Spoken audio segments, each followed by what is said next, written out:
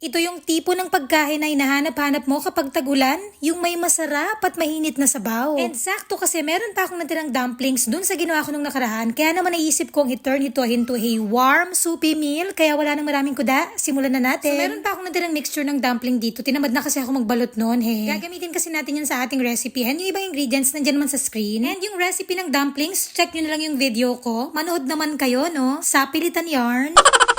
Anyway, so ayan, magpo-4 dagisa lang tayo. Then mag-add lang tayo ng 4 cups of water, isang piraso ng chicken cube, at yung frozen dumplings. Then tinimplahan ko lang yan with 1 tablespoon oyster sauce, or pwede rin maglagay ng liquid seasoning kahit mga 1/2 tablespoon lang. At para mas maging malinamnam ang ating molo soup, maglalagay tayo ng maraming spring onion. By the way, nakalimutan ko palang sabihin kanina, impromptu voice over lang kasi to Bali, nag-add na din ako ng minced carrots. Kasi usually, di ba yung molo soup, meron talaga siyang carrots. Yung dumplings na ginamit ko,